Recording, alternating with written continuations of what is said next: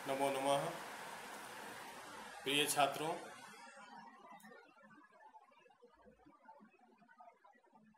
समास प्रकरण का आज मैं प्रारंभ कर रहा हूँ। मैं डॉक्टर वीरेंद्र कुमार ठाकुर, सहायक आचार्य श्रीमती लाड देवी शर्मा पंचोली, आदर्श संस्कृत महाविद्यालय, बरुंदनी, भीलवाड़ा, राजस्थान,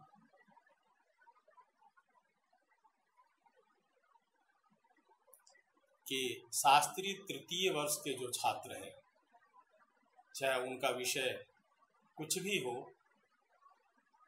व्याकरण, साहित्य, ज्योतिष, वेद, न्याय या अन्य जो भी विषय हो, तो उनका यह संस्कृत वाङ्मय का दूसरा पत्र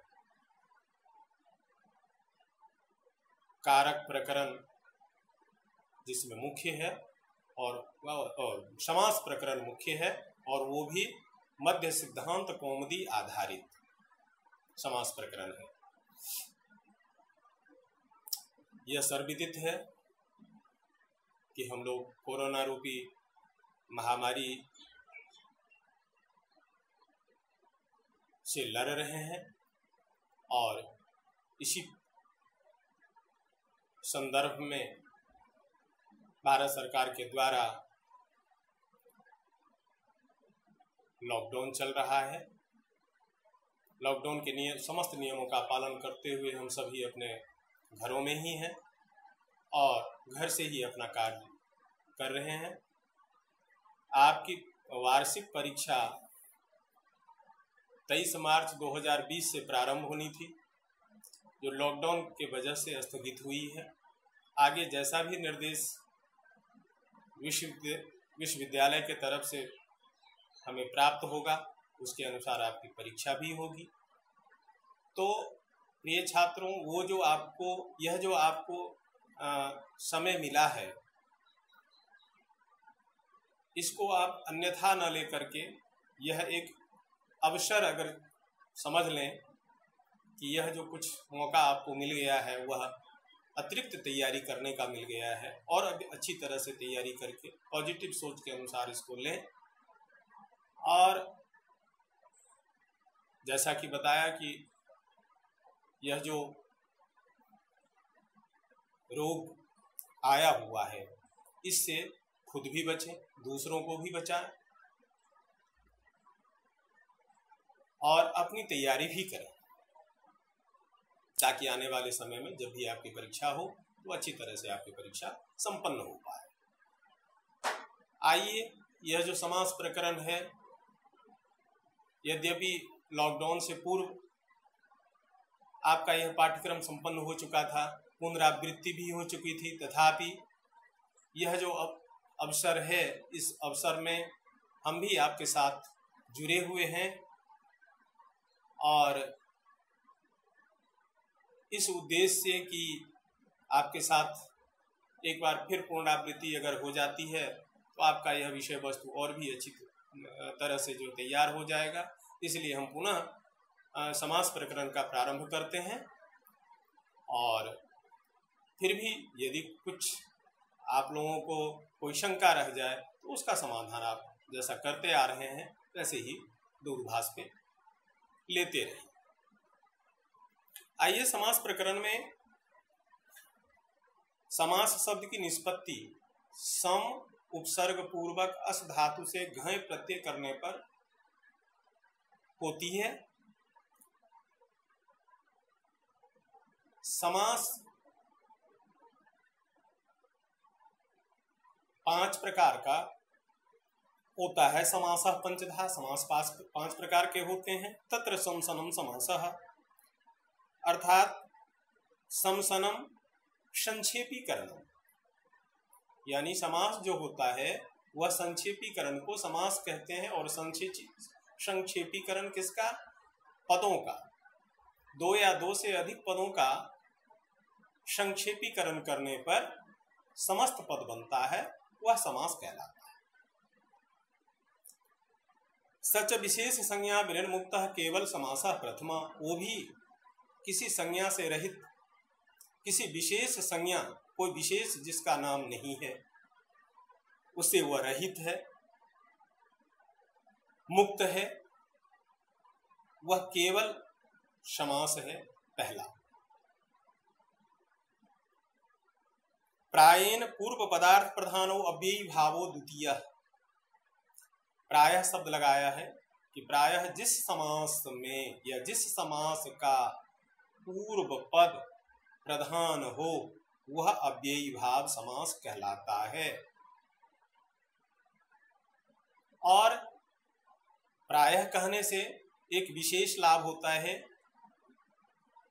कि कुछ ऐसे स्थल आते हैं जहां पहला पद अव्यय नहीं होने के कारण भी समास होता है और अव्ययी भाव प्रकरण में परिगणन होने के कारण उस समास हो जाता है, इसलिए प्रायः कहा गया है। इसी प्रकार प्रायः जहां जहां लगे हुए हैं वहां कुछ प्रायः कहने से ये विशेष लाभ हो जाता है कि कुछ विशेष परिस्थिति में अगर वह जैसा कहा गया है वैसा न भी हो लेकिन उस के अंतर्गत परिगणन किया गया है तो समास का लाभ हो जाता है। जैसे इसका है उन्मत्ता गंगा यत्र स उन्मत्त गंगो नाम देशः। जहां गंगा उन्मत्त होकर उच्छृंखल होकर बहती है ऐसा देश विशेष, यह पूर्व पद प्रधान नहीं है। देशवाची एक अन्य अर्थ आ गया, ऐसा देश विशेष, देशवाचक विशेष शब्द, इसलिए यहां भी होता है। चलिए वो प्रकरण जहां जहां आएगा वैसे आपको उसके बारे में जानकारी दी जाएगी।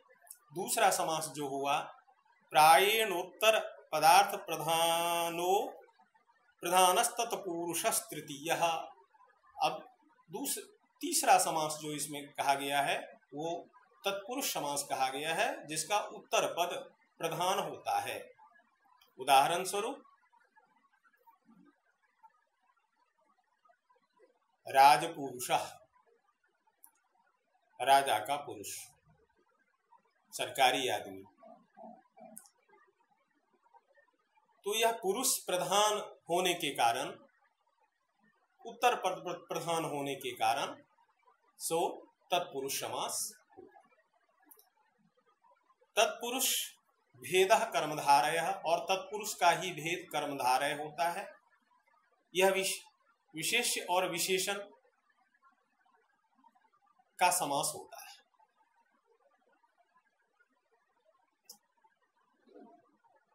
अथवा विशेषण और विशेष्य का समास होता है। जैसे नीलोत्पलम, नीलम च तत् उत्पलम, अर्थात नीला कमल। कर्मधारय भेदो द्विगुः, और कर्मधारय का ही भेद द्विगु है। इसमें भी यह भी विशेष्य और विशेषण का समास होता है, लेकिन इसका जो पहला पद होता है वह संख्यावाची होता है। जैसे पंचानाम गवाम समाहारः पंचगवम, 5 गायों का समाहार, झुंड, समूह। इसके बाद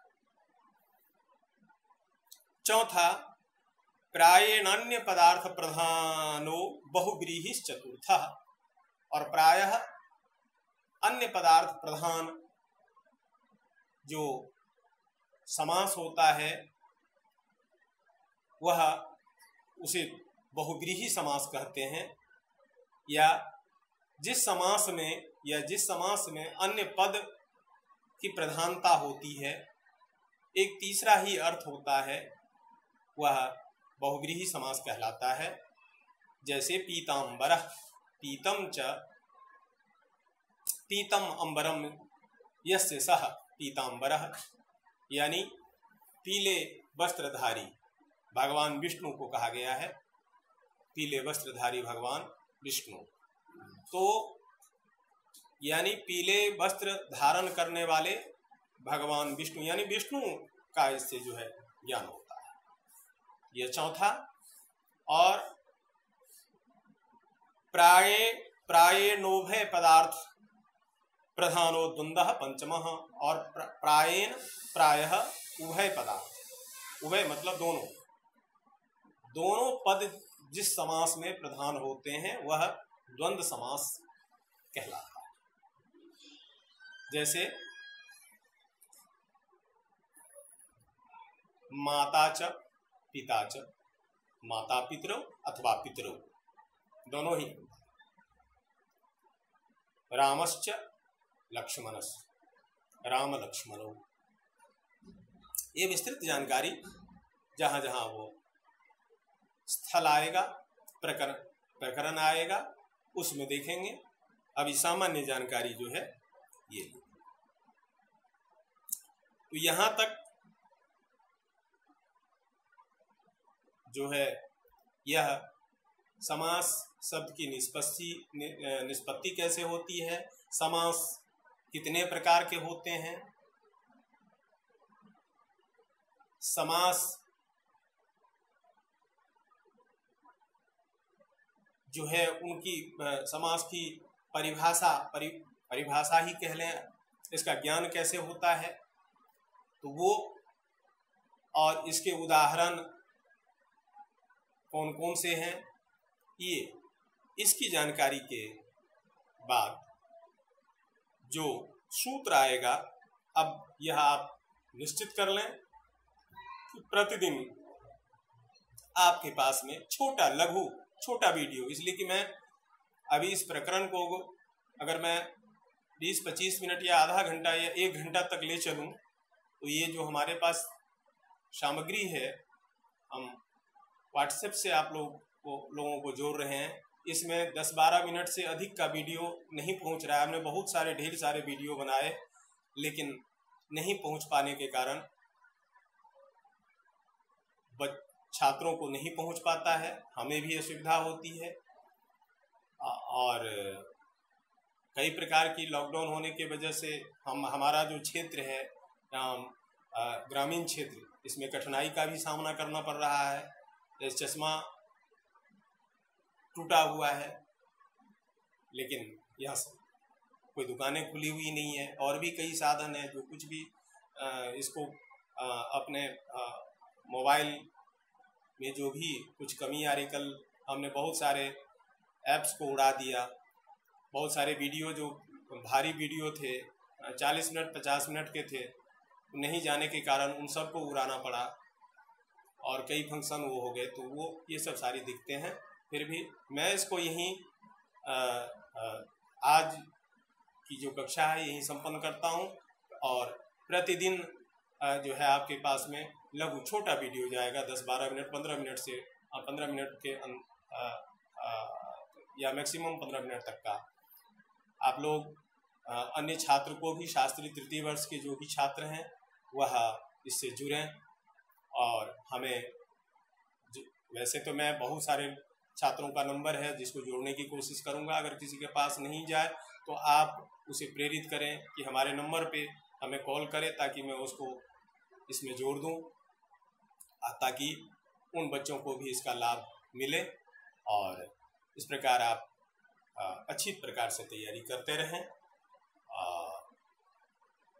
धन्यवाद।